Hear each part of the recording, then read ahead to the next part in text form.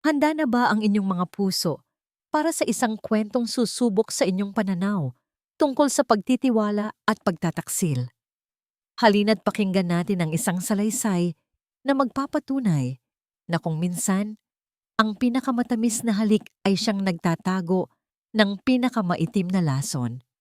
Sabi nila, ang pinakamalalim na sugat ay hindi nagmumula sa tabak ng kaaway, kundi sa mga kamay ng taong pinagkatiwalaan mo ng iyong buong buhay. Paano kung ang mismong pag-ibig na inaakala mong mag-aangat sa iyo sa langit, ay siya palang magbabaon sa iyo sa lupa? Perpekto ang lahat. Sa mahinang liwanag ng kandila na sumasayaw sa gitna ng kanilang mesa, pinagmasdan ni Hiraya Alcantara ang lalaking nasa kanyang harapan, si Dante, ang kanyang asawa. Ang bawat ngiti nito ay tila musika sa kanyang pandinig, at ang bawat titig ay isang pangako ng walang hanggan. Pagkatapos ng lahat ng kanyang pinagdaanan para itayo ang Hiraya Prime Holdings mula sa wala, si Dante ang kanyang naging pahinga, ang kanyang tahanan. Isang matagumpay na taon na naman para sa atin. Mahal, bulong ni Dante habang inaabot ang kamay ni Hiraya at marahang hinahaplos ito. Ang init ng palad nito ay sapat na para pawiin ang anumang pagod na nararamdaman niya. Ngumiti si Hiraya, isang ngamtang ngiting mula sa puso. Para sa iyo, mahal, hindi ko ito magagawa kung wala ka. May kinuha siyang isang maliit na kahon mula sa kanyang bag at iniabot ito kay Dante. Isang mamahaling relos, simbolo ng lahat ng oras na gusto pa niyang gugulin kasama ito. Nakita niya ang pagkislap sa mga mata ng kanyang asawa nang buksan nito ang regalo. Hiraya, sobra-sobra naman ito, sabi ni Dante, ngunit isinuot din agad ang relos. Bagay na bagay ito sa kanya. Para sa pinakamagandang CEO at asawa sa buong mundo. Itinaas ni Dante ang kanyang kopita ng alak. Isang tagay para sa ating hinaharap, para sa pamilyang bubuuin natin, para sa habang buhay. Para sa habang buhay, sagot ni Hiraya, at marahan niyang ininom ang laman ng kanyang kopita. Matamis ang alak, kasing tamis ng mga pangako ng gabing iyon. Hindi niya namalayan na iyon na pala ang pinakmapait na lason na kanyang matitikman. Pagkatapos ng hapunan, habang naglalakad sila papunta sa sasakyan, bahagyang umikot ang kanyang paningin. Ipinagsawalang bahala niya ito. Marahil ay naparami lang siya ng inom. Inalalayan siya ni Dante papasok sa kotse, gaya ng dati. Isang maginoo, ang kanyang prinsipe. Nang umandar na ang sasakyan, isinandal niya ang kanyang ulo sa balikat nito. Ngunit ang pamilyar na amoy ni Dante ay tila nag-iba. Ang pag-ikot ng kanyang paningin ay lumalala. Sinubukan niyang magsalita, ngunit tila ang kanyang dila ay manhid at mabigat. Dante, nahihilo ako, hirap niyang sabi. Hindi sumagot si Dante. Sa halip, narinig niya ang pagbukas ng pinto sa harapan. Pumasok ang isa pang tao. Kahit sa nanlalabo niyang mga mata, nakilala niya ang anino. Ang kanyang pinagkakatiwalaang assistant, si Marikit. Ayos na ba ang lahat? Tanong ni Marikit. Ang boses na dati puno ng paggalang ay ngayon ay may halong pananabik. At doon narinig ni Hiraya ang tunay na boses ng kanyang asawa. Malamig, walang emosyon, brutal. Tulog na siya. Ang gamot ay epektibo. Sa loob ng ilang minuto, para na lang siyang isang manika. Manika? Anong ibig niyang sabihin? Sinubukan ni Hiraya na igalaw ang kanyang mga kamay, ngunit wala siyang lakas. Ang kanyang katawan ay hindi na sumusunod sa kanyang isip. Narinig niya ang tawa ni Marikit, isang tawang nakakakilabot. Pagkatapos nito, Dante, sa atin na ang lahat. Ang Hiraya Prime Holdings. Hindi, pagtatama ni Dante. Sa akin. Lahat ng ito ay magiging akin. Isang malamig na takot ang gumapang sa buong katauhan ni Hiraya. Ito ay isang bangungot. Isang masamang panaginip. Sigurado ka bang mamamatay siya? Tanong ni Marikit. Doon sa pupuntahanan niya, walang sino man ang nakakaligtas. Ihanda mo na ang pala. Utos ni Dante. Ang huling naramdaman ni Hiraya bago siya tuluyang mawalan ng malay ay ang paghila sa kanya palabas ng sasakyan. Ang malamig na hangin ng gabi ay dumampi sa kanyang pisngi, kasama ang amoy ng basang lupa at nabubulok na mga dahon. Idinilat niya ang kanyang mga mata sa huling pagkakataon at nakita ang madilim na mga puno, mga krus at mga lapida. Isang sementeryo. Ibinagsak siya sa isang malalim na butas sa lupa. Ang likod niya ay tumama sa isang matigas na kahoy, isang kabaong. Bago pa man siya makasigaw, isinara ang takip nito. Ang huling pumasok sa kanyang pandinig ay ang tunog ng unang buhos ng lupa sa ibabaw ng kanyang magiging libingan. Isang malakas na kalabog na sumira hindi lang sa katahimikan ng gabi, kundi sa kanyang puso, sa kanyang mga pangarap at sa kanyang buhay. Pagkatapos ay kadiliman, isang nakakabinging kadiliman. Nagising si Hiraya sa pakiramdam na hindi siya makahinga.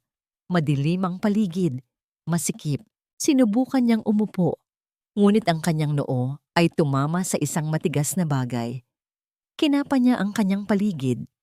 Kaliwa, kanan, itaas, lahat ay kahoy. Ang hangin ay mabigat at kakaunti. Doon niya napagtanto. Nasa loob siya ng isang kabaong. At mula sa itaas, patuloy niyang naririnig ang tunog.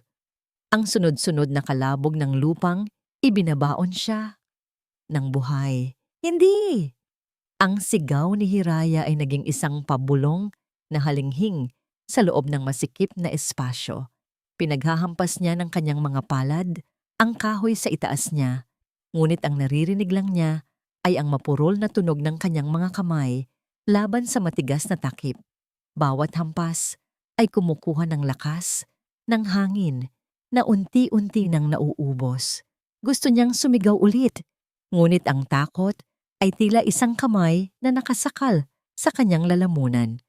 Ang alaala ng mukha ni Dante, ang huling halisik, ang malamig na mga mata, ay paulit-ulit na naglalaro sa kanyang isipan. Paano? Paano nagawa sa kanya ito ng lalaking pinagkatiwalaan niya ng kanyang kaluluwa? Naramdaman niya ang pagkasugat ng kanyang mga kuko habang patuloy niyang kinakalmot ang kahoy. Ang sakit ay wala sa tindi ng pagtataksil na nararamdaman niya.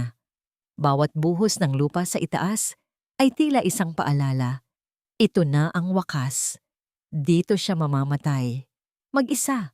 Sa dilim. Ang hangin ay nagiging manipis. Bawat paghinga niya ay isang pakikibaka.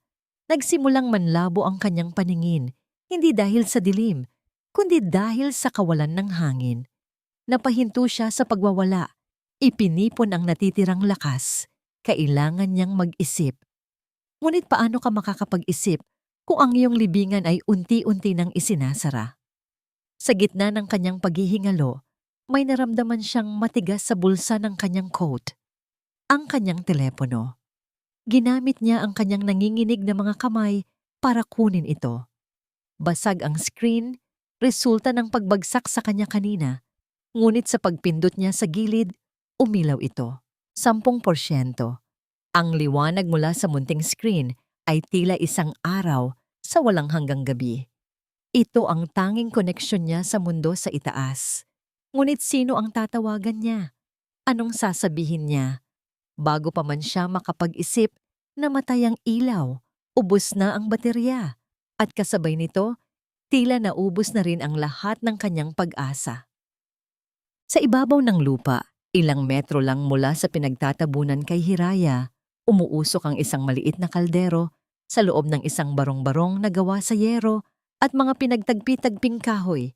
Si Sinag, isang payat na 12 taong gulang na batang babae na may mga matang mas matanda kaysa sa kanyang edad, ay hinahango na ang kanyang kanin. Ito ang kanyang tahanan, ang libingan ng mga tala.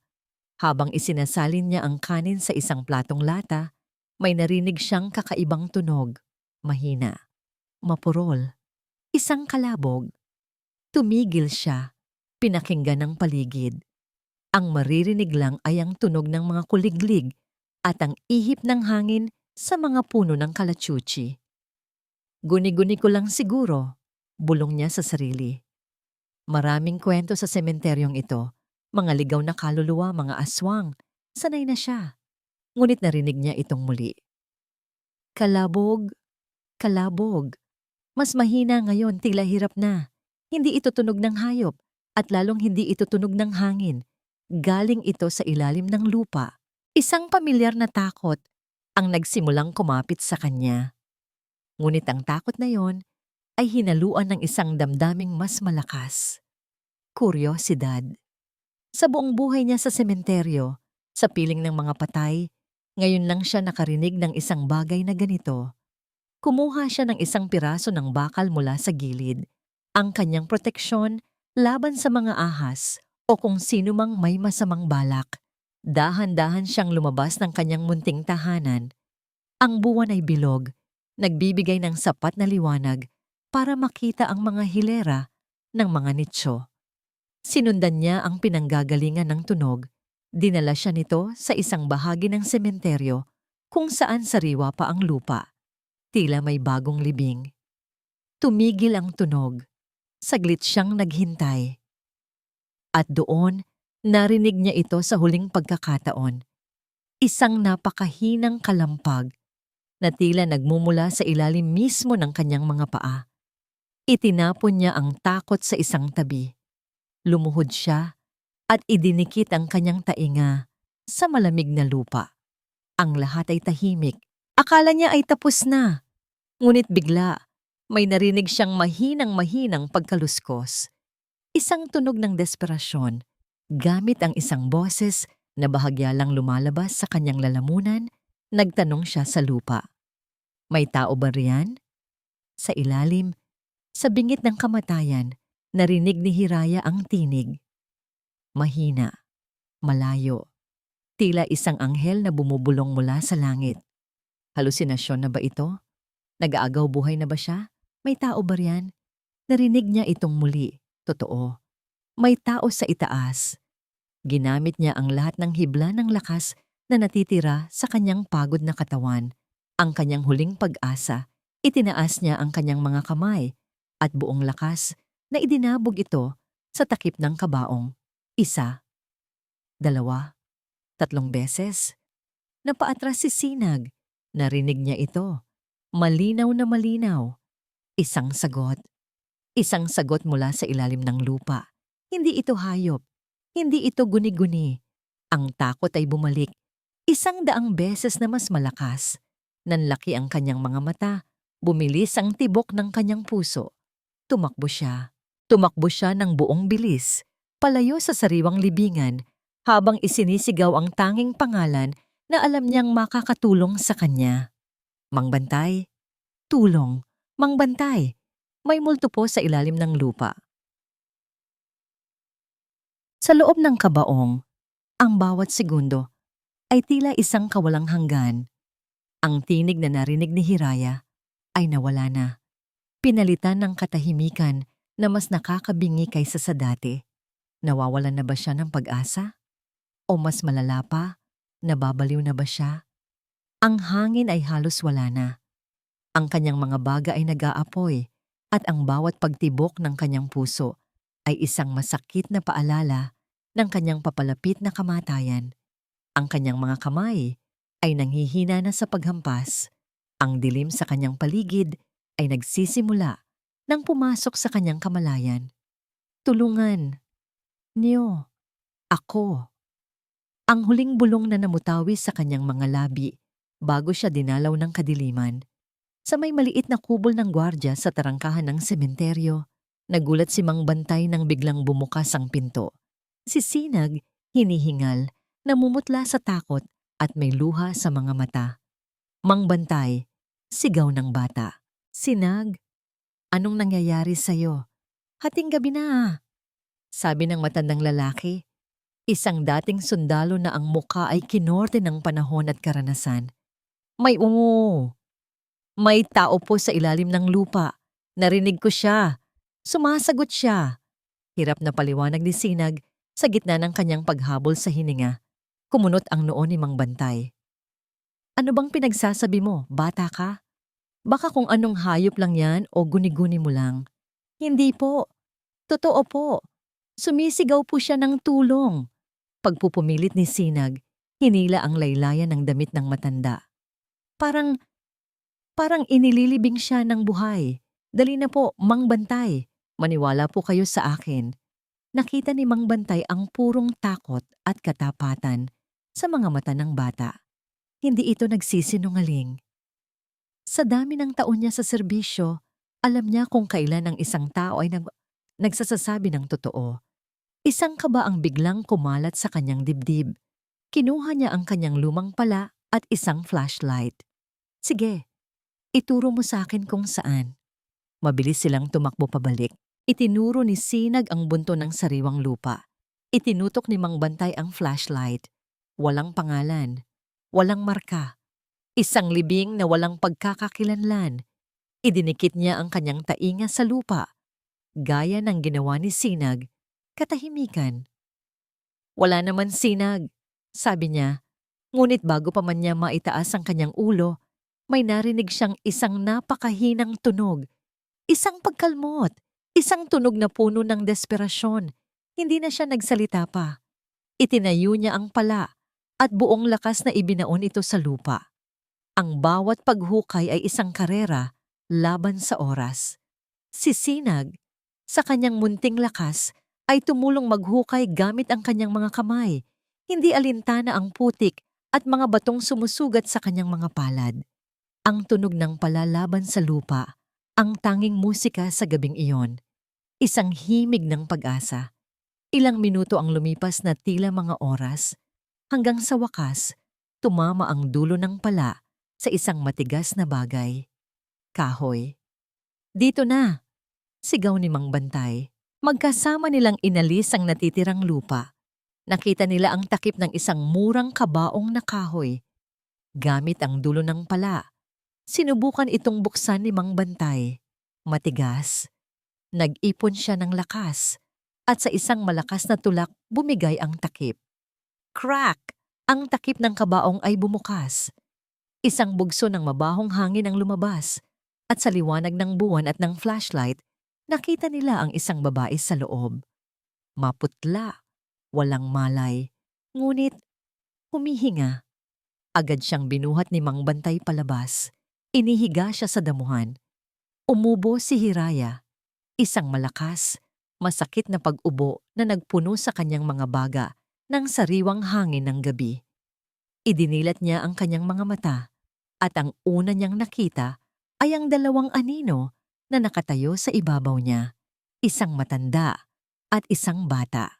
Ang kanyang mga tagapagligtas, dinala nila siya sa barong-barong ni Sinag. Pinainom siya ng tubig, kinumutan siya ng isang manipis ngunit malinis na kumot. Nanghihina pa rin si Hiraya. Ang kanyang isip ay nasa pagitan ng panaginip at katotohanan. Ngunit ang sakit ng pagtataksil ay malinaw pa rin. Nang bahagya ng bumalik ang kanyang lakas, may isang bagay siyang naalala. Ang tanging bagay na mahalaga sa sandaling iyon. Telepono. Bulong niya. Ang kanyang boses ay paos. Nasa bulsa ko. Ang ebidensya. Hindi naintindihan ni Sinag, ngunit maingat niyang kinuha ang basag na telepono mula sa bulsa ni Hiraya at iniabot ito. Nanginginig ang mga kamay ni Hiraya habang hawak niya ito. Nagdasal siya na sana'y gumana pa. Pinindot niya ang voice recorder app.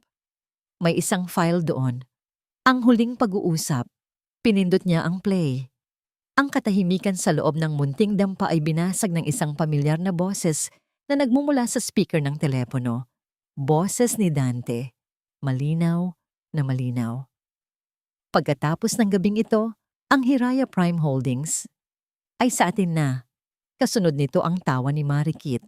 Napapikit si Hiraya. Hindi ito isang bangungot. Lahat ay totoo. Ang sakit, ang pait, ang galit, lahat ay bumalik. Ngunit sa pagkakataong ito, may kasama na itong bagong damdamin. Isang nag-aapoy na determinasyon, idinilat niya ang kanyang mga mata. Wala na ang takot at kawalan ng pag-asa. Ang pumalit dito ay isang malamig na apoy. Ang apoy ng paghihiganti. Ang tunog ng pag-alis ng cork mula sa bote ng Dom Perignon ay ang pinakamatamis na musikang narinig ni Dante Rivas sa buong buhay niya. Ito ang tunog ng tagumpay, ang tunog ng kalayaan, ang tunog ng isang bagong imperyo na ngayon ay nasa kanyang mga kamay. Isinalin niya ang kumikinang na alak sa 2 kopitang kristal. Inabot niya ang isa kay Marikit na nakatayo sa tabi ng malaking bintana ng penthouse, tinatanaw ang kumukutitap na mga ilaw ng syudad sa ibaba. Ang penthouse na ito, ang alak na ito, ang tanawing ito, lahat ay pag-aari ni Hiraya. Dati. Para sa atin, Dante, sabi ni Marikit, itinaas ang kanyang kopita. May kakaibang kislap sa kanyang mga mata, isang pinaghalong pag-ibig at kasakiman. Sa wakas, natapos din. Ngumisi si Dante at itinagay ang kanyang baso, ngunit hindi ito idinikit sa baso ni Marikit. Tinitigan niya ito ng diretso sa mata. Ang kanyang ngiti ay hindi umabot sa mga ito. Hindi. Pagtatama niya, ang kanyang boses ay malamig at para sa akin. Nakita niya ang bahagyang pagbabago sa ekspresyon ni Marikit, ngunit agad din itong nawala. Ngumiti ito at uminom. Lumapit si Dante sa bintana. Hinahagod ng tingin ang syudad na tila isa siyang hari na pinagmamasdan ang kanyang kaharian. Ang Hiraya Prime Holdings, ang lahat ng pinagpaguran ng kanyang asawa. Ngayon, sa isang iglap, ay kanya na. Isang henyo. Iyon ang tingin niya sa sarili. Kinabukasan, ang henyo ay naging isang nagdadalamhating biyudo. Sa harap ng napakaraming kamera at mikropono, tumayo si Dante Rivas sa isang press conference. Nakasuot ng itim na suit, ang kanyang mga mata ay bahagyang namumula. Resulta ng ilang patak ng eye drops at isang gabing walang tulog dahil sa pananabik, hindi sa pagluluksa. Sa ngalan ng aming pamilya, simula niya, ang kanyang boses ay basag at sinadyang gawing garalgal.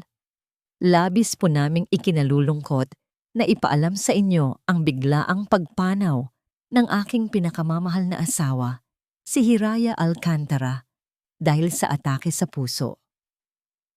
May mga humikbi mula sa audience. Ang mga reporter ay nagsimulang magbulungan.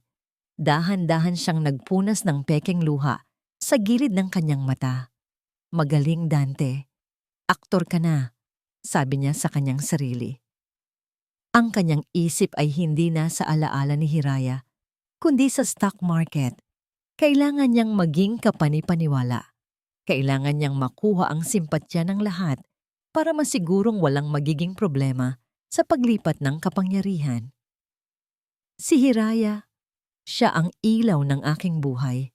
Patuloy niya. At ipinapangako ko, ipagpapatuloy ko ang kanyang nasimulan. Ang Hiraya Prime Holdings ay mananatiling matatag. Pagkatapos ng kanyang talumpati, habang pabalik siya sa kanyang opisina, ang dating opisina ni Hiraya, tumunog ang kanyang pribadong telepono, isang unregistered number. Hello? Sagot niya. Medyo naiirita. Katahimikan. Walang sumasagot sa kabilang linya. Tanging isang mahinang ugong lang ang maririnig. Hello? Sino to? Ulit niya. Katahimikan pa rin. Pagkatapos ng ilang segundo, ibinabana niya ang tawag. Mga siraulo. Bulong niya. Ipinapalagay na isa lang itong reporter na sumusubok makakuha ng scoop. Ngunit may kakaibang pakiramdam na naiwan sa kanya. Isang bahagyang kaba. Nang gabing iyon, hindi naging mahimbing ang tulog ni Dante. Sa kanyang panaginip, hindi siya nasa marangyang kama ng penthouse. Nasa madilim siyang sementeryo. Nakatayo siya sa harap ng isang bunton ng lupa. Bigla, gumalaw ang lupa. Dahan-dahan, isang kamay ang lumabas. Isang maputlang kamay na may mga sirang kuko. Sumunod ang buong katawan. Si Hiraya, puno ng putik. Ang kanyang puting bestida ay punit-punit at ang kanyang mga mata ay walang buhay ngunit nakatitig ng diretso sa kanya. Bakit? Tanong ng multo ni Hiraya. Ang boses nito ay tila isang ihip ng hangin. Napaatras si Dante sa panaginip. Sinubukan niyang tumakbo, ngunit ang kanyang mga paa ay tila nakabaon sa lupa. Unti-unting lumapit sa kanya si Hiraya. Iniuunat ang mga kamay nito na tila gusto siyang sakalin. Dante! Nagising si Dante sa isang sigaw. Napaupo siya sa kama. Basang-basa ng pawis. Ang kanyang puso ay kumakaripas. Si Marikit ay nasa tabi niya. May pag-aalala sa muka. Binabangungot ka, sabi nito. Anong nangyari? Siya ba? Si Hiraya ba ang napanaginipan mo? Hindi sumagot si Dante. Tumayo siya at uminom ng tubig. Ang imahe ni Hiraya mula sa panaginip ay ayaw maalis sa kanyang isipan. Lumapit si Marikit sa kanya. Niyakap siya mula sa likod. Tapos na ang lahat, Dante. Ligtas na tayo. Tayo na ang panalo. Idinikit nito ang kanyang pisngi sa likod niya. Kailan tayo magpapakasal? Ang tanong ay tila isang sampal na gumising kay Dante pabalik sa realidad. Hinarap niya si Marikit. Ang kanyang ekspresyon ay muling naging malamig at kontrolado. Ano ka ba, Marikit?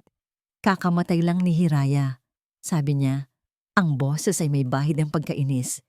Kailangan nating magluksa. We need to look the part. Huwag kang magmadali.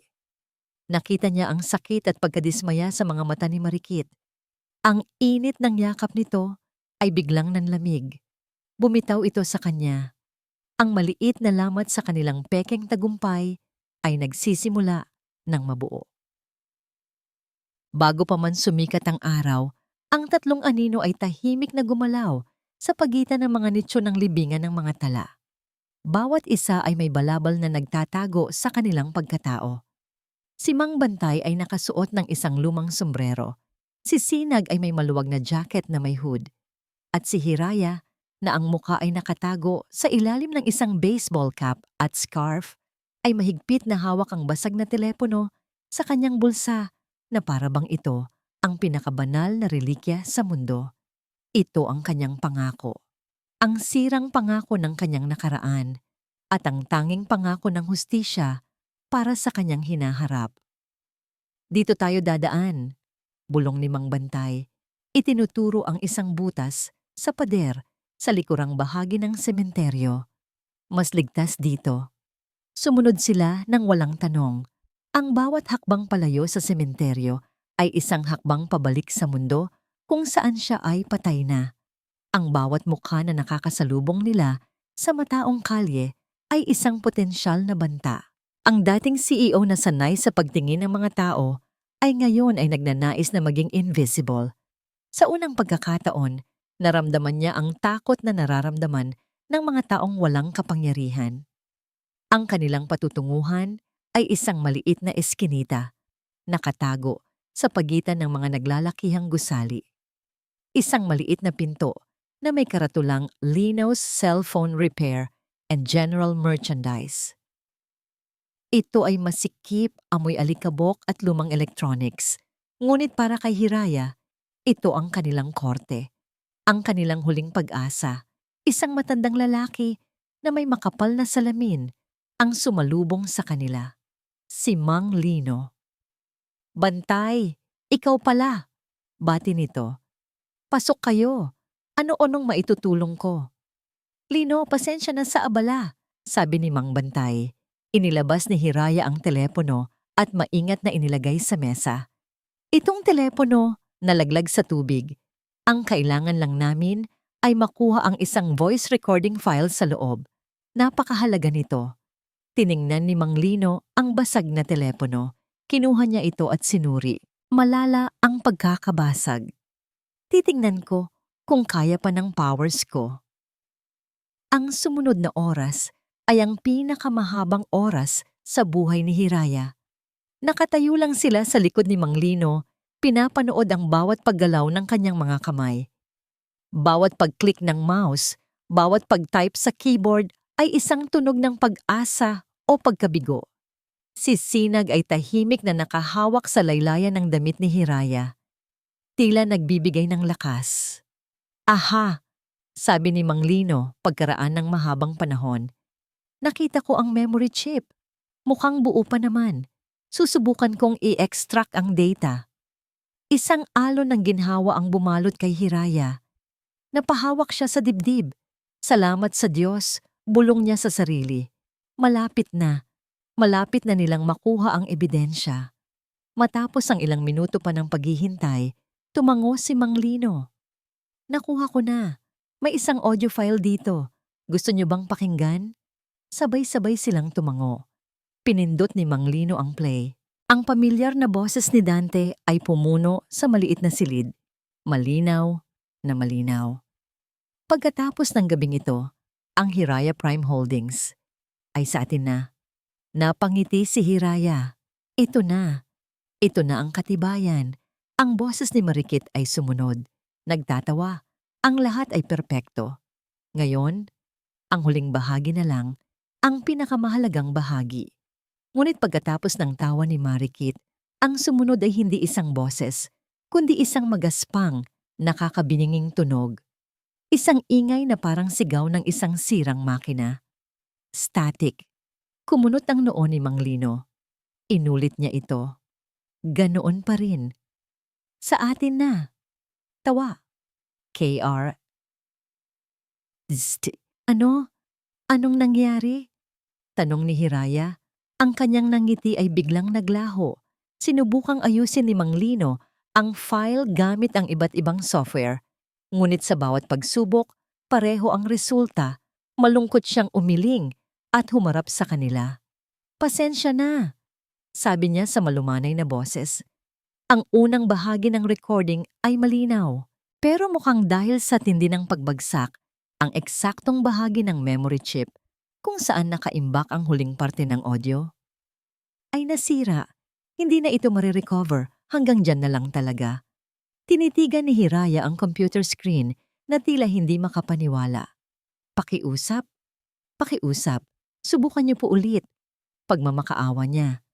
Kailangan ko yung huling sinabi niya. Pakiusap. Sinubukan muli ni Mang Lino dahil na rin sa awa. Ngunit ang tunog na lumabas ay pareho pa rin. Ang tunog ng kanyang pagkabigo. Ang tunog ng kanyang natatanging pag-asa na dinudurog. Ang lakas ay biglang nawala sa kanyang mga tuhod. Naramdaman niyang nanlamig ang kanyang buong katawan. Ang telepono, na dati simbolo ng kanyang pagbangon, ay ngayon ay isang walang kwentang piraso ng salamin at plastik. Dahan-dahan, bumukas ang kanyang palad at ang telepono ay nahulog mula sa kanyang mga kamay.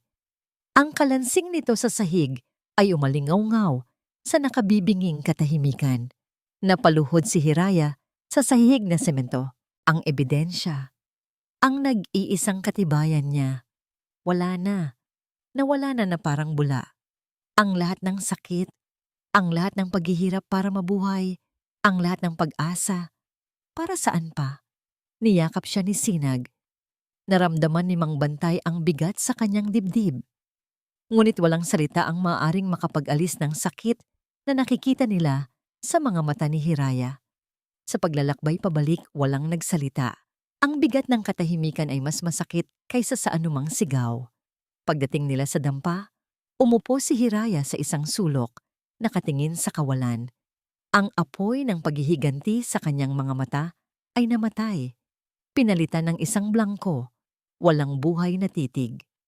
Ang babaeng bumangon mula sa hukay ay tila muling inilibing sa pagkakataong ito sa ilalim ng bigat ng kawalan ng pag-asa. Tapos na ang lahat, bulong niya sa hangin, isang tinig na basag at walang kaluluwa. Nanalo na siya. Ang mga sumunod na araw ay lumipas sa isang mabigat na ulap ng katahimikan. Si Hiraya ay tila isang anino sa loob ng maliit na dampa. Nagsasalita lamang siya kapag tinatanong at kumakain lamang kapag pinipilit. Ang apoy sa kanyang mga mata, ang nag-aalab na pagnanais para sa hustisya, ay wala na. Ang natira na lang ay ang malamig na abo ng pagkabigo. Pinagmamasdan siya ni Mang Bantay nang may pag-aalala, ngunit hindi siya nagsasalita. Alam niya na may mga sugat na hindi kayang gamutin ng salita. Si Sinag naman, sa kanyang sariling paraan, ay sinusubukang pasayahin si Hiraya. Nagdadala siya ng mga bulaklak na ligaw na pinitas niya sa pagitan ng mga puntod o ikinukwento ang mga hugis na nakikita niya sa mga ulap. Ngunit ang mga mata ni Hiraya ay nananatiling nakatingin sa kawalan. Isang gabi, habang sila ay tahimik na kumakain ng kanin at tuyo, biglang nagsalita si Sinag, binasag ang katahimikan. Noong nasa ampunan pa po ako, simula niya, habang naglalaro sa kanyang pagkain, may mga batang malalaki na laging kumukuha ng pagkain ko. Mas malakas sila sa akin. Hindi ko sila kayang labanan. Hindi tumingin si Hiraya, ngunit alam niyang nakikinig ito. Isang araw po tinago ko ang laruan ng pinuno nila, patuloy ni Sinag. Tapos, kinagabihan, habang tulog na siya, bumulong ako sa tainga niya. Sinabi ko na kinuha ng multo ng batang lalaki sa ilalim ng kama niya ang laruan. Kinabukasan, takot na po siya. Hindi niya ako inaway. Hindi niya ako pinansin. Pagkatapos noon, sa tuwing nakikita niya ako, lumalayo na siya. Hindi na niya ako inaway ulit. Tumingin si Sinag kay Hiraya. Ang kanyang mga mata ay seryoso. Hindi ko po sila inaway, Ate Hiraya. Tinakot ko lang po sila sa sarili nilang multo.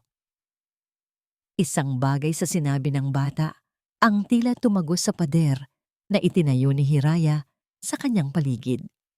Tinakot ko lang sila sa sarili nilang multo. Dahan-dahan, itinaas ni Hiraya ang kanyang tingin mula sa sahig. Tinitigan niya si Sinag.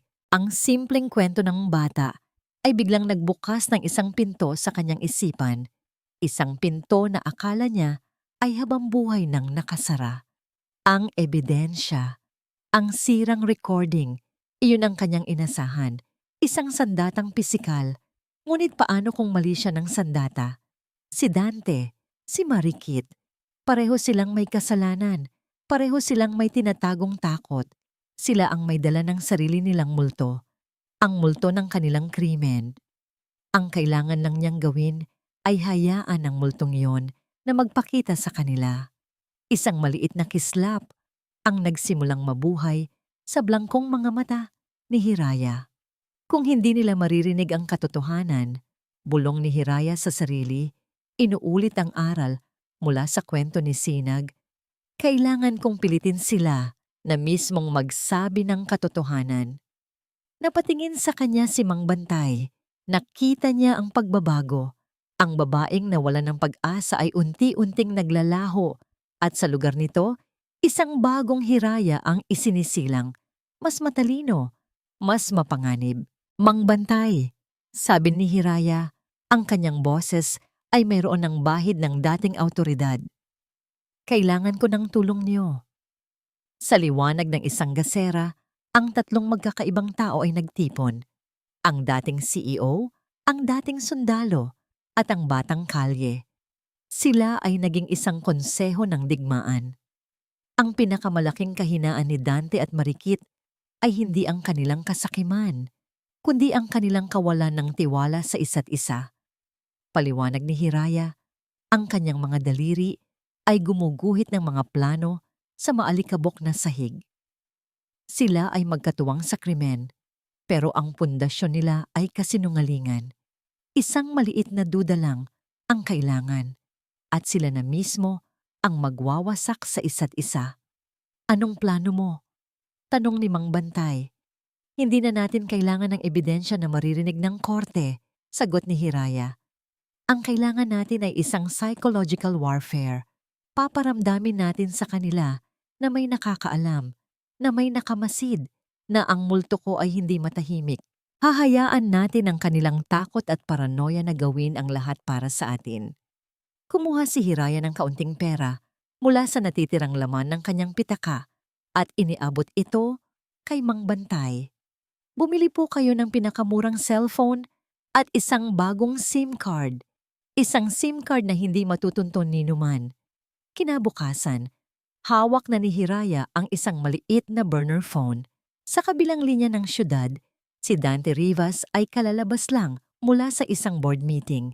Siya na ang bagong chairman ng Hiraya Prime Holdings. Nasa tuktok na siya ng mundo, nakangiti habang binabasa ang mga mensahe ng pagbati sa kanyang mamahaling smartphone. Bigla, nag-vibrate ang kanyang telepono. Isang mensahe mula sa isang hindi kilalang numero. Binuksan niya ito. Ang mensahe ay may 4 na salita lamang. 4 na salitang nagpatigil sa pagtibok ng kanyang puso at nagpalamig sa dugo sa kanyang mga ugat. Alam ko ang ginawa mo. Ang 4 na salitang iyon ay umalingaw-ngaw sa isipan ni Dante nang mas malakas pa sa anumang sigaw. Alam ko ang ginawa mo. Sino? Paano? Ang unang pumasok sa kanyang isip ay si Marikit. Baka nag-iwan ito ng bakas. Baka may pinagsabihan. Ang tiwala, na manipis na nga mula sa simula, ay biglang naglaho. Pinilit niyang ipagsawalang bahala ito. Baka nagkamali lang ng send. Baka isang masamang biro. Ngunit ang mensahe ay tila isang tinik na bumaon sa kanyang lalamunan. Kinabukasan, pumasok siya sa opisina ni Marikit, ang dating opisina ng assistant ni Hiraya. Nang hindi kumakatok, natigilan siya sa kanyang nakita. Sa ibabaw ng mesa ni Marikit, sa isang maliit na baso ng tubig, ay may isang puting rosas. Sariwa pa, na may hamog pa sa mga talulot nito. Puting rosas, ang paboritong bulaklak ni Hiraya. Saan galing yan? Tanong ni Dante. Ang kanyang boses ay mababa at puno ng panganib. Nagulat si Marikit. Ang alin? Yan. Hindi ko alam. Pagdating ko kanina, nandyan na yan. Huwag mo akong lokohin, Marikit. Sigaw ni Dante, hinablot ang bulaklak at dinurog ito sa kanyang kamao. Sino ang nagbigay niyan? Naglalaro ka ba sa akin? Sinusubukan mo ba akong takutin? Wala akong alam. Sagot ni Marikit, nanginginig sa takot at galit. Bakit ko naman gagawin yan? Bakit kita tatakutin? Ngunit hindi na siya pinakinggan ni Dante. Lumabas siya ng opisina. Isinara ang pinto ng malakas. Iniwan si Marikit na umiiyak at litong-lito. Mula sa isang madilim na sulok ng isang coffee shop sa kabilang kalye, pinanood ni Hiraya ang lahat. Sa tabi niya, si Sinag ay kalmadong umiinom ng juice. Nagawa mo ng mahusay, Sinag, sabi ni Hiraya. Hindi inaalis ang kanyang tingin sa gusali ng Hiraya Prime Holdings. Nakita ka ba? Umiling si Sinag. Hindi po. Gaya ng turo ni Mang Bantay. Pumasok po ako kasabay ng mga janitor kaninang madaling araw. Inilagay ko lang po sa mesa at umalis na. Walang nakapansin sa isang batang nagtitinda ng sampagita. Isang malamig na ngiti ang sumilay sa mga labi ni Hiraya. Perpekto. Si Sinag, sa kanyang pagiging inosente at hindi kapansin-pansin, ang kanilang pinakamahusay na sandata. Ang mga maliliit na bagay, Sinag, paliwanag ni Hiraya, na tila isang general na nagtuturo sa kanyang sundalo. Isang text message, isang bulaklak, isang tawag na walang nagsasalita. Hindi natin sila kailangang saktan. Hahayaan natin ang kanilang mga isip na saktan ang kanilang mga sarili. Ang telepono ni Dante ay tumunog muli. Isang hindi kilalang numero. Sinagot niya ito. Katahimikan. Pagkatapos ay isang mahinang paghinga na tila boses ng isang babae bago ito ibinaba.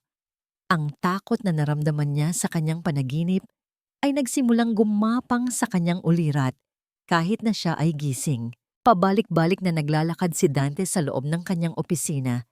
Hindi na siya mapakali. Ang multo ni Hiraya ay tila nasa lahat ng dako. Sa amoy ng pabango sa elevator, sa isang puting panyo na nakita niya sa sahig ng pasilyo, sa bawat tawag na walang sumasagot. Pumasok si Marikit. Ang mga mata nito ay namumugto. Dante, kailangan nating mag-usap, sabi nito. Ano na naman? Singal ni Dante. Sino ang kausap mo sa telepono kanina? May iba ka na bang pinagsabihan? Akusa ni Marikit. Baka naman isa sa mga babae mo ang nagpapadala ng mga bulaklak para sirain tayo. Hinarap siya ni Dante. Ang kanyang mga mata ay nag-aapoy sa galit. Ako pa ngayon ang sinisisi mo. Baka ikaw ang nag-iwan ng bakas. Baka ikaw ang may pinagsabihan para kapag bumagsak ako, masolo mo ang lahat. Ganoon ka katuso, di ba? Walang hiya ka, sigaw ni Marikit. Isinakripisyo ko ang lahat para sa'yo, para sa atin. Tapos ito ang sasabihin mo sa akin? Ang kanilang sigawan ay umalingaw-ngaw sa malaking opisina. Ang alyansang binuo nila sa kasakiman ay unti-unti nang nagiging abo dahil sa apoy ng pagdududa. Sa gitna ng kanilang pag-aaway, napatingin si Dante sa TV screen na nakamute sa sulok ng opisina. Isang news sticker ang gumapang sa ilalim. Mga katanungan, bumabalot sa biglaang pagkamatay ng CEO na si Hiraya Alcantara. Biglang tumahimik si Dante. May ideyang nabuo sa kanyang isipan. Isang paraan para kontrolin ang lahat. Para patayin ang mga bulong-bulungan. Para patayin ang multo. Tatawagin ko ang press, sabi niya. Ang kanyang boses ay biglang naging kalmado at determinado. Magpapatawag ako ng isang malaking memorial service para kay Hiraya. Para ipakita sa buong mundo kung gaano ko siya kamahal. Para wakasan na ang lahat ng espekulasyong ito. Tumingin siya kay Marikit. At para ipaalala sa kung sino man ang naglalaro sa atin na si Hiraya Alcantara ay patay na at hinding-hindi na siya babalik.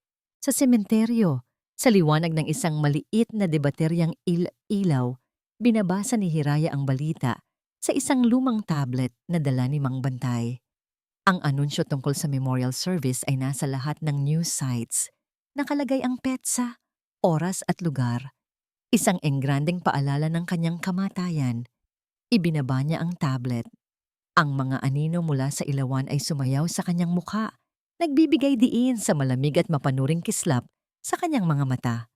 Tumingin siya sa direksyon ng syudad kung saan gaganapin ang seremonya. Isang dahan-dahan at malamig na ngiti ang gumuhit sa kanyang mga labi. Nagkamali siya ng akala. Bulong ni Hiraya sa hangin. Hindi niya pinapatay ang multo. Binibigyan niya ito ng entablado. Tumingin siya kay Mang Bantay at sinag. Katatapos lang niyang itayo ang entablado para sa sarili niyang palabas. Oras na para sa huling akto. Ang gabi bago ang seremonya ay bumalot sa libingan ng mga tala nang may kakaibang katahimikan. Hindi ito ang karaniwang katahimikan ng gabi, kundi isang katahimikang may bigat. Tila ang hangin mismo ay naghihintay sa kung anong mangyayari sa pagsikat ng araw. Sa loob ng maliit na dampa, ang tatlo ay gumagalaw na tila mga anino sa liwanag ng isang debateryang lampara. Walang gaanong nagsasalita. Hindi na kailangan. Ang kanilang mga puso at isipan ay iisa na ang tinutumbok. Ang araw ng bukas. Ang araw ng paghuhukom. Lumapit si Mang Bantay kay Hiraya. May dala siyang isang supot na papel. Inilabas niya mula rito ang isang simpleng bestida at isang pares ng sapatos. Malinis, hindi marangya. Binili ko kanina sa bayan, sabi ng matanda sa mahinang boses. Para bukas, kailangan mong maging handa. Hinawakan ni Hiraya ang tela ng damit. Simple lang ito. Ngunit ito ang pinakamahalagang kasuotan na isusuot niya sa kanyang buong buhay. Tumingin siya kay Mang Bantay. Ang kanyang mga mata ay puno ng pasasalamat na hindi kayang isatinig. Ang matandang ito, na dati estranghero, ay naging higit pa sa isang kaibigan. Naging tagaprotekta siya, isang ama. Handa ka na ba, Hija? Tanong ni Mang Bantay. Ang kanyang mga mata ay puno ng pag-aalala, ngunit mayroon ding paghanga. Tumingin si Hiraya sa labas, sa direksyon ng syudad na hindi natutulog. Isang malamig na determinasyon ang pumuno sa kanyang dibdib, pinapawi ang anumang bakas ng takot. Ipinanganak akong muli para sa sandaling ito, Mang Bantay. Sagot niya. Ang kanyang boses ay kalmado, ngunit matatag na tila bakal. Lumapit si Sinag at niyakap si Hiraya mula sa gilid. Naramdaman ni Hiraya ang munting katawan ng bata na nakakapit sa kanya. Ang batang ito, ang batang nagligtas sa kanya. Ang dahilan kung bakit siya lumalaban, hindi na para sa kumpanya, hindi na para sa pera, kundi para sa isang bagong simula. Para sa isang pangako ng isang tunay na pamilya. Hinaplos ni Hiraya ang buhok ng bata at hinalikan ito sa noo. Yumuko siya para magpantay ang kanilang mga mata. Sinag, sabi niya ng buong pagmamahal. Pagkatapos ng bukas, mag-iiba na ang lahat. Hindi ka na matutulog sa sementeryo. Hindi ka na mag-iisa. Pangako. Tumango si Sinag. Ang kanyang mga mata ay nangingilid sa luha. Ngunit hindi ito luha ng kalungkutan, kundi ng pag-asa. Iniwan siya sandali ng dalawa para bigyan siya ng espasyo. Sa isang sulok ng dampa, may isang basag na salamin na nakasabit sa dingding. Sa unang pagkakataon, mula nang siya ay mamatay, tinipon ni Hiraya ang lakas ng loob na harapin ang kanyang sariling refleksyon. Ang babaeng nakatitig pabalik sa kanya ay hindi na ang Hiraya Alcantara na kilala ng mundo. Ang kanyang mukha ay mas payat. Ang kanyang balat ay maputla. May mga bagong linya sa paligid ng kanyang mga mata. Mga linyang iginuhit ng takot, sakit, at pagkabigo. Ngunit ang kanyang mga mata ay iba na. Wala na ang dating lambot at pagkalinga. Ang naroon ngayon ay isang nag-aapoy na liwanag. Isang apoy na sinindihan sa ilalim ng lupa. Pinatibay ng pagtataksil, at ngayon ay handa ng manupok. Hindi na ito ang mga mata ng isang biktima. Ito ang mga mata ng isang mandirigmang nakaligtas. Lumabas siya ng dampa at huminga ng malalim. Mula sa kanilang kinatatayuan sa burol, kitang-kita ang mga ilaw ng syudad na tila isang dagat ng mga bituin sa lupa. Ang mundo kung saan si Dante at Marikit ay nagpapakasasa sa kanilang kasinungalingan. Ang mundo kung saan siya ay isang multo na lamang. Sa ngayon. Bukas, bulong niya sa malamig na hangin. Isang pangakong dala nito patungo sa syudad. Magbabayad kayo. Pumasok siyang muli sa loob. Nakasabit sa isang pako sa dingding ang damit na dala ni Mang Bantay. Isang simpleng puting bestida. Sa liwanag ng lampara, tila ito nagliliwanag. Ang kanyang magiging kasuotan, ang kanyang magiging baluti, ang damit para sa kanyang muling pagkabuhay. Ang hangin sa loob ng Grand Ballroom ng Vel Hotel ay mabigat sa amoy ng mga puting lila at mamahaling pabango. Isang samyo ng pekeng pagluluksa. Ang mga pinakamayaman at pinakamakapangyarihang tao sa bansa ay naroroon. Lahat ay nakasuot ng itim, ang kanilang mga muka ay may maskara ng kalungkutan. Sa entablado, sa harap ng isang malaking larawan ni Hiraya na nakangiti, tumayo si Dante Rivas. Ang ilaw mula sa mga kamera ay nakatutok sa kanya. Hawak niya ang mikropono, ang kanyang mga kamay ay bahagyang nanginginig. Isang perpektong pag-arte ng isang pusong wasak. Si Marikit ay nakaupo sa unang hilera. Ang kanyang mukha ay nakatago sa likod ng isang itim na belo. Paminsan-minsan ay nagpupunas ng mga pekeng luha. Si Hiraya, simula ni Dante, ang kanyang boses ay sinadyang maging garalgal. Huminto siya na tila nag-iipon ng lakas. Si Hiraya, ang ilaw ng aking buhay, isang anghel na ipinadala sa lupa. At ngayon, kinuha na siya pabalik sa langit. Isang kolektibong hikbi ang maririnig mula sa mga manunood. Ang mga kamera ay kumikislap ng walang tigil. Hindi ko alam kung paano ako magpapatuloy kung wala siya, sabi ni Dante. Isang taksil na luha ang gumulong sa kanyang pisngi. Ang tanging magagawa ko na lang ay ipangako sa kanya at sa inyong lahat na ipagpapatuloy ko ang kanyang mga pangarap, ang Hiraya Prime Holdings. Hindi niya natapos ang kanyang sasabihin. Sa likuran ng ballroom, ang malaki at dobleng pinto ay dahan-dahang bumukas. Isang malakas na kriik ang pumunit sa solemne na katahimikan. Lahat ng mga ulo ay lumingon. Ang mga kamera ay automatikong napabaling sa pinanggalingan ng ingay. Sa bukana ng pinto, isang anino ang nabuo laban sa maliwanag na ilaw mula sa pasilyo. Isang anino ng isang babae. Dahan-dahan itong humakbang papasok. Natahimik ang lahat. Ang mga bulungan ay namatay. Isang baso ng alak ang nahulog mula sa kamay ng isang bisita. Ang tunog ng pagbasag nito sa marmol na sahig ay umalingaw-ngaw sa buong silid. Ang babae ay nakasuot ng isang simpleng puting bestida. Ang kanyang buhok ay nakalugay. Ang kanyang mukha ay payat at maputla. Ngunit ang kanyang mga mata ay nag-aapoy. Si Hiraya Alcantara. Naglakad siya papasok sa ballroom. Ang kanyang mga yapak ay marahan ngunit may bigat. Bawat hakbang ay isang paghatol. Ang dagat ng mga taong nakaitim ay nahati para bigyan siya ng daan na tila sila ay mga alon na umiiwas sa isang diyosa ng dagat. Sa entablado, ang dugo ay tila umalis sa mukha ni Dante. Ang mikropono ay nahulog mula sa kanyang kamay, lumikha ng isang malakas at nakakabinging feedback sa mga speaker. Sa tabi niya, si Marikit ay napanganga. Ang kanyang mga mata ay nanlalaki sa purong takot na tila nakakita siya ng isang multo. At para sa kanila, siya nga ay isang multo. Ang multo ng kanilang kasalanan, nagkatawang tao. Hindi pinansin ni Hiraya ang sinuman. Ang kanyang mga mata ay nakapako lamang sa dalawang tao sa entablado. Nagpatuloy siya sa paglakad hanggang sa siya ay nasa paanan na ng entablado. Ilang talampakan na lang ang layo mula sa lalaking nagbaon sa kanya sa lupa. Ang katahimikan ay nabasag ng kanyang malamig at kalmadong boses.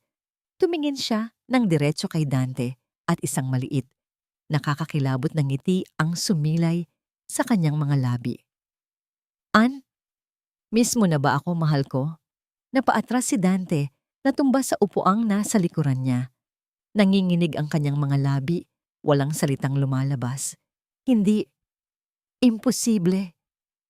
Ang tanging naibulong niya, ang kanyang boses ay tila isang hangin. "Patay ka na. Sino ka?" Hinakbangan ni Hiraya ang unang baitang ng entablado. Ang kanyang mga mata ay hindi kumukurap. Ang kanyang boses ay isang lason na bumulong sa buong ballroom. Naririnig ng lahat. Narinig ng bawat kamera. Narinig ng buong mundo. "Ako to. Ang asawa mong inilibing mo ng buhay." Ang buong ballroom ay nasa isang kolektibong pagtigil hininga. Ang mga kamera ay nakatutok. Bawat lente ay saksi sa imposible. Si Hiraya Alcantara, buhay. Si Dante, sa sahig, ay gumapang paatras na tila isang hayop na nasukol. "Hindi totoo yan. Isang impostor. Kamukha niya lang." Sigaw niya, ang kanyang boses ay basag sa purong pagkasindak. "Patay na ang asawa ko. Nakita ko." Umiling si Hiraya. Ang kanyang nangiti ay hindi nawawala. "Nakita mo? O tiniyak mo?" Naglakad siya palapit. Bawat hakbang ay tila isang dagundong sa dibdib ni Dante. Huminto siya sa harap nito. Hindi niya kailangang sumigaw. Ang kanyang mga salita ay tila mga patalim na bumabaon sa katahimikan. "Natatandaan ko ang lahat, Dante." Bulong niya. Sapat na para marinig ng mga mikroponong nakakalat sa entablado. "Natatandaan ko ang masarap na hapunan. Ang alak.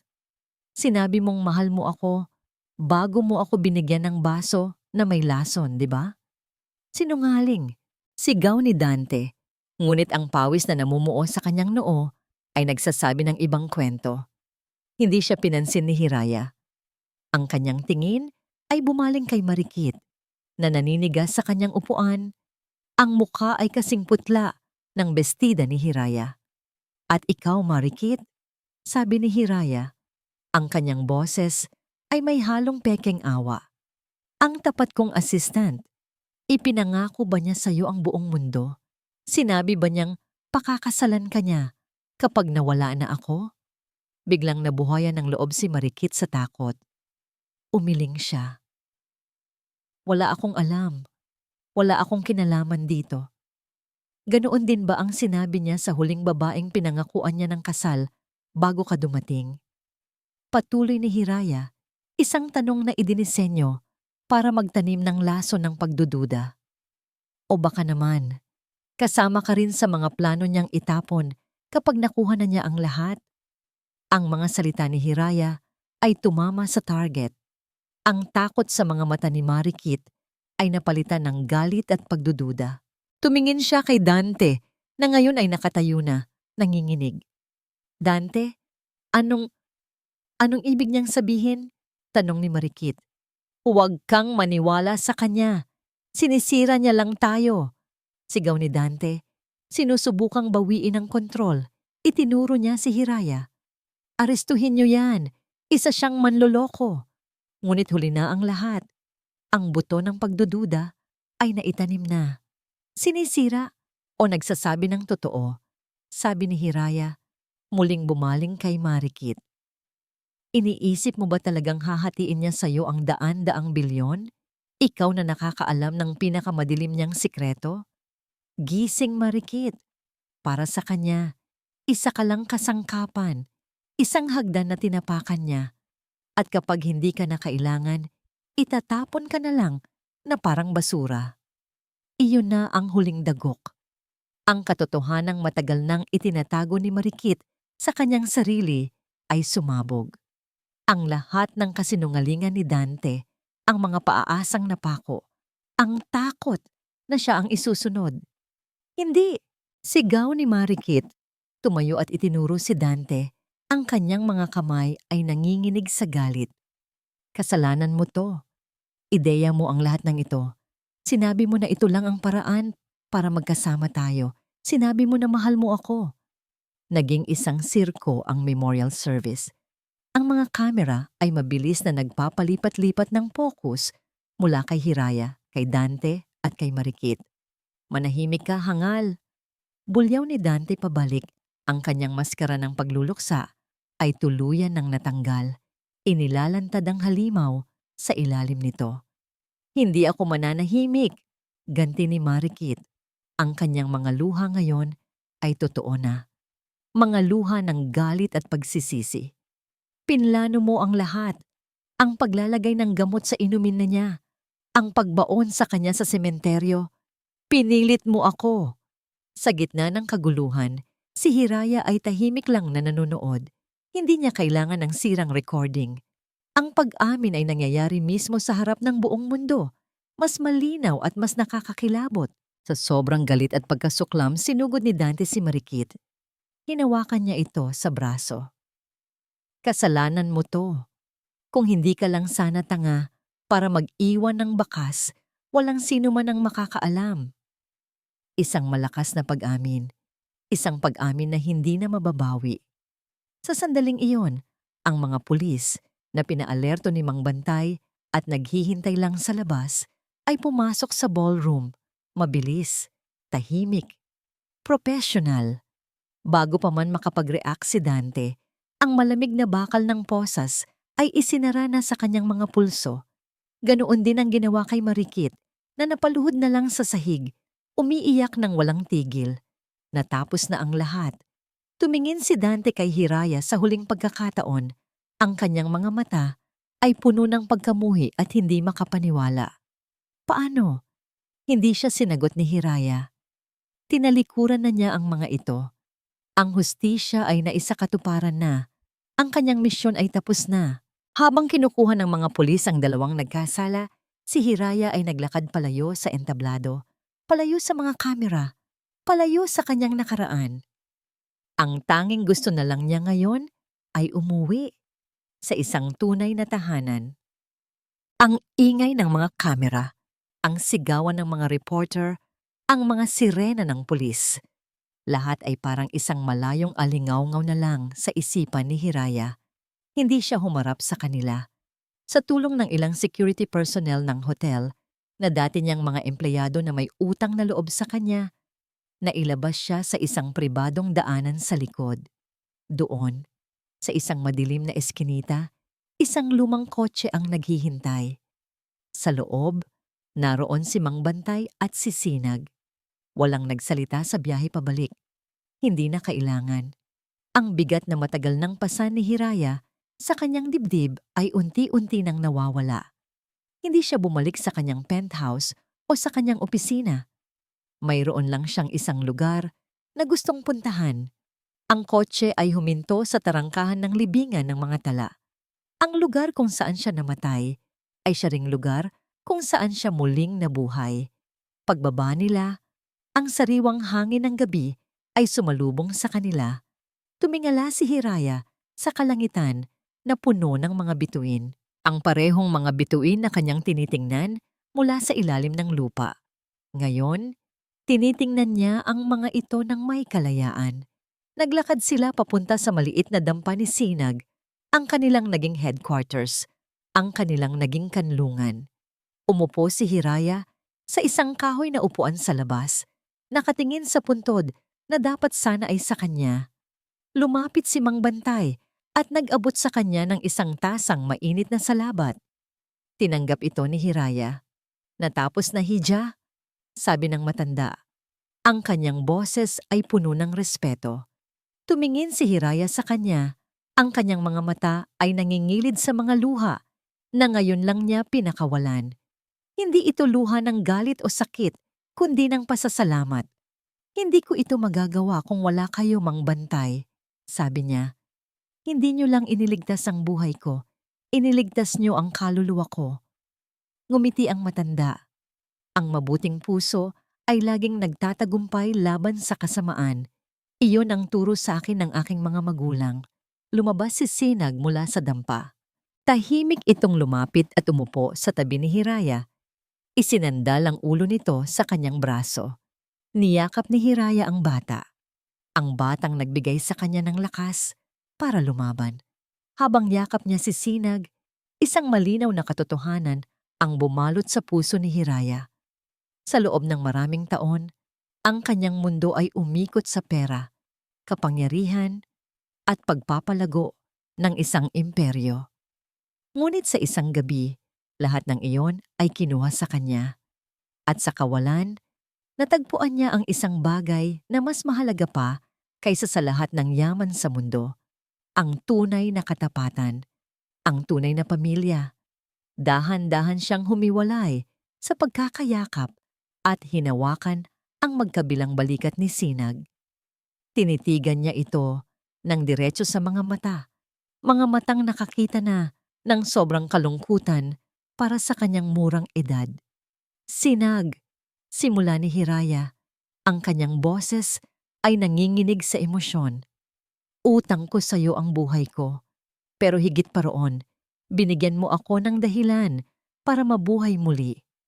Tinulungan lang po kita, Ate Hiraya, sagot ng bata sa mahinang boses. Umiling si Hiraya. Masigit pa roon ang ginawa mo. Huminga siya ng malalim. Tinipon ang lahat ng kanyang tapang para sa pinakamahalagang tanong na bibitawan niya sa kanyang buhay. Sinag, alam kong wala akong maiaalok sa iyo ngayon na kayamanan. Wala na akong mansyon, wala na akong mga kotse. Ang mayroon na lang ako ay ang sarili ko. Pero kung papayag ka, gusto mo bang maging anak ko? Nanlaki ang mga mata ni Sinag. Ang kanyang mga labi ay bahagyang bumuka na tila hindi makapaniwala sa narinig. Ang batang laging matapang, ang batang hindi umiiyak, ay biglang naging isang paslit na puno ng pag-asa at takot. Di totoo po? Tanong ni Sinag. Ang kanyang boses ay basag. Maging anak niyo po? Hindi na. Hindi na po ako mag-iisa. Tumulo ang mga luhang kanina pa pinipigilan ni Hiraya. Ngumiti siya sa gitna ng pag-iyak. Oh, anak, sabi niya. Binibigkas ang salitang anak na may bigat at pagmamahal. Mula ngayon, ako na ang nanay mo at hindi ka na kailanman mag-iisa. Sa narinig, bumigay na ang lahat ng pader na itinayo ni Sinag sa kanyang puso. Humagulgol siya ng malakas, isang iyak na matagal nang kinikimkim, at niyakap si Hiraya ng sobrang higpit. Niyakap din siya ni Hiraya pabalik. At sa sandaling iyon, ang dalawang nasirang kaluluwa ay naging isa. Si Mang Bantay, na tahimik na nanonood sa isang tabi, ay hindi napigilang mapangiti habang may isang taksil na luha ring gumulong sa kanyang pisngi. Lumapit siya at ipinatong ang kanyang kamay sa balikat nilang dalawa. Nabubuo ang isang bilog ng pagmamahal at proteksyon, isang tunay na pamilya. Pagkatapos ng ilang sandali, humiwalay si Hiraya sa yakap. Ang kanyang mga mata, bagamat basa pa sa luha, ay mayroon ng bagong liwanag. Tumingin siya sa bunto ng lupa sa hindi kalayuan. Ang kanyang dapat sana'y libingan, ang simbolo ng kanyang katapusan. Ngunit hindi na iyon ang nakikita niya. Ang nakikita niya ngayon ay isang blangkong lupa, isang pagkakataon. Kailangan nating baguhin ang lugar na ito, bulong niya. Ang lugar kung saan ako namatay ay gagawin nating lugar ng isang bagong simula. Lumipas ang 6 na buwan. Ang libingan ng mga tala ay hindi na ang malungkot at madilim na lugar na dati. Ang mga lumang pader ay pininturahan ng maliliwanag na kulay. Ang mga damong ligaw ay napalitan ng isang malawak at luntiang hardin na puno ng mga bulaklak, mga puting rosas, sampagwita at gumamela. Ang mga nakakatakot na anino ng mga puno ng kalachuchi ay ngayon ay nagbibigay ng lilim sa mga batang masayang naglalaro sa bagong palaruan. Sa gitna ng lahat ng ito, isang bagong gusali ang nakatayo. Simple, ngunit matatag. Sa arko ng pasukan nito ay may nakaukit na mga salita sa kahoy. Ang tahanan ng sinag. Isang bahay ampunan. Isang santuwaryo. Sa araw ng pagpapasinaya, tumayo si Hiraya Alcantara sa harap ng isang maliit na entablado, hindi bilang isang CEO, kundi bilang isang tagapagtatag. Ibinenta niya ang karamihan sa kanyang shares sa Hiraya Prime Holdings. Iniwan lamang ang sapat para mapanatili ang isang komportableng buhay at pondohan ang kanyang bagong misyon. Ang kanyang suot ay hindi na isang power suit, kundi isang simpleng bestida. Ang kanyang ngiti ay hindi na para sa mga kamera, kundi para sa mga batang nasa kanyang harapan. May mga nagsasabi na ang mga sementeryo ay lugar ng katapusan. Simula niya, ang kanyang boses ay malinaw at puno ng init. Ngunit dito, sa lugar na ito, natutunan ko na ang bawat katapusan ay maaari ring maging isang bagong simula. Ang kanyang mga mata ay hinanap ang dalawang pinakamahalagang tao sa kanyang buhay. Si Mang Bantay, na ngayon ay tagapamahala na ng hardin, ay nakatayo sa gilid, nakangiti ng may pagmamalaki. At si Sinag, na nakasuot ng malinis na uniforme ng eskwela, ay nakaupo sa unang hilera. Ang kanyang mga mata ay kumikinang sa paghanga. Itinayo natin ang tahanan ng Sinag, patuloy ni Hiraya, hindi lang para magbigay ng bubong at pagkain, kundi para maging isang paalala. Isang paalala na kahit sa pinakamadilim na gabi, laging may isang sinag ng pag-asa. Isang sinag ng kabutihan na kayang magpabago ng lahat. Pagkatapos ng seremonya, habang ang mga bata ay masayang kumakain, umupo ang tatlo sa isang bench na nakaharap sa hardin. Ang kanilang bagong tahanan, isang maliit ngunit maaliwalas na bahay, ay nakatayo sa tabi mismo ng ampunan. "Masaya ka ba, anak?" tanong ni Hiraya kay Sinag habang inaayos ang buhok nito. Tumango si Sinag.